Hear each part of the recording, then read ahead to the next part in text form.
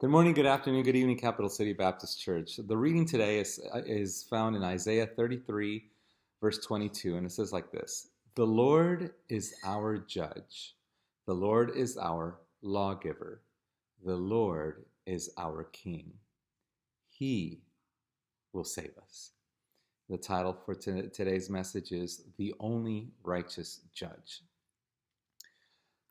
On October 6, 2018, Judge Brett Kavanaugh was confirmed as an Associate Justice of the United States Supreme Court. When he was going through the process of being confirmed as a Supreme Court judge, Judge Kavanaugh went through a barrage of accusations seeking to discredit him and stop his confirmation.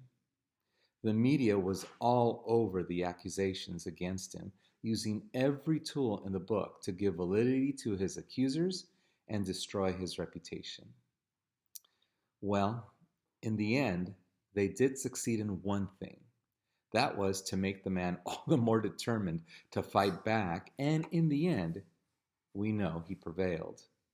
Justice Amy Barrett also, when going through the process of confirmation, was subjected to all kinds of attacks to discredit her and keep her from serving on the Supreme Court. But again, she too prevailed and is serving on the Supreme Court of the United States.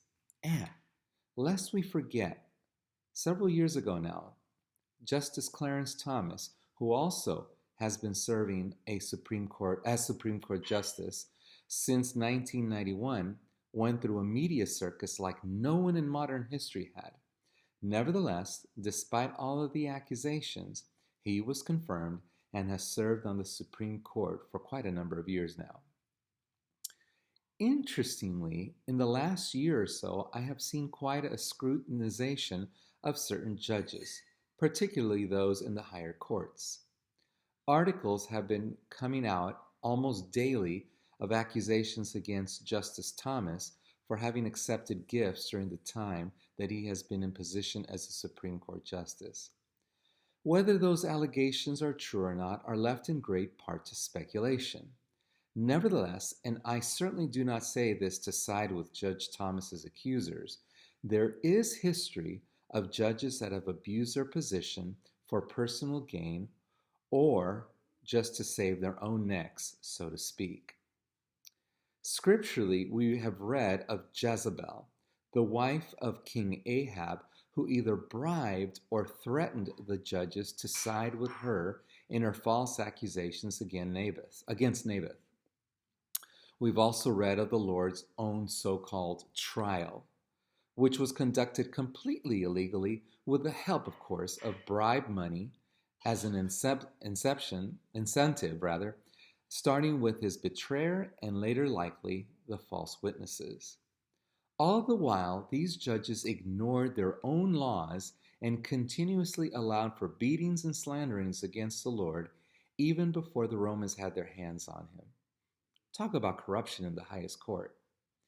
Then also, historically, we have judges in our own country who have been known for, to be horrifically corrupt, evidenced by their rulings and their dealings. Through the years, many of these corrupt judges have been removed from their positions due to having been investigated and found to have abused their position at the detriment of many, all for personal gain. Judge Chavarella from Pennsylvania allegedly sent thousands of children to a local detention center in Lucerne, Pennsylvania. Known as Mr. Zero Tolerance, it was discovered that he sent children as young as an 11-year-old to juvenile detention for just about any misdemeanor. It was eventually discovered that this judge had a reason for being a zero-tolerance judge over cases involving juveniles. He was taking kickbacks from the detention center where he would send these juveniles to carry out their penalties. He made over $1 million in kickbacks. One such child, I mentioned an 11-year-old, this boy was sent to juvenile for having taken a joyride in his mother's car. Sentenced for 2 years. Outrageous? I think so.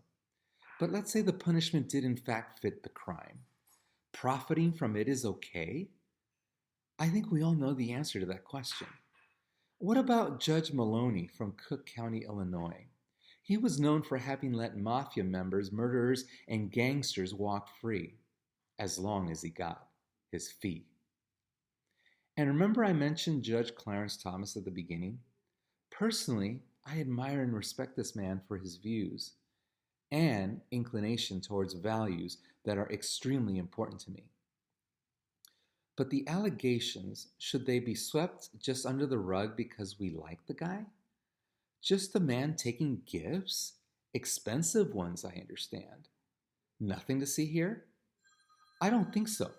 Frankly, I do not know enough about the whole situation. Could it be that it might depend on what lens we use to look at this from? For some, it is a clear indication of corruption. For others, it is just a very generous gifting and receiving. But who is right? What I can present to you is this. The Bible tells us that there is a reason why judges and frankly everyone has the tendency towards corruption. Romans 3:10 and 11 tell us that there is none righteous. No, not one. And why is that? Simple. It is because there is no one who seeks out God, and therefore they have all turned aside. Together they have become corrupt, the Bible says. Judges, as well as any person, are just as fallible or prone to corruption because we are a fallen people. At our first opportunity of disobedience, we went for disobedience in the Garden of Eden. And of course, there are some who take corruption and evil to levels that are unfathomable, yet it happens. We all seek justice, but who can judge without being biased or impartial? Who can judge where mercy is warranted or where mercy is not warranted? Who can truly judge? When it comes down to sinful man, frankly, it is impossible to find a perfect judge. There just isn't one. But there is a perfect judge that cannot be swayed by bribes, personal gain, or bias. Why? Because he's divine. There is a judge that can grant mercy. There is a judge that can be absolutely fair and impartial. What is his name? The Lord of the universe, the Lord over all the earth, the Lord of our hearts and lives, the Lord over all. Brothers and sisters, are you tired of all of the corruption that you see reported daily? I know I get that way. Are you disillusioned and disgusted by government officials and what they do? You know, it is understandable to feel this way. But don't despair. The world and all its ill gains are temporary. Heaven is eternal. Judges as well as government officials are fallible, prone to corruption. But our God, our judge and defender, is not.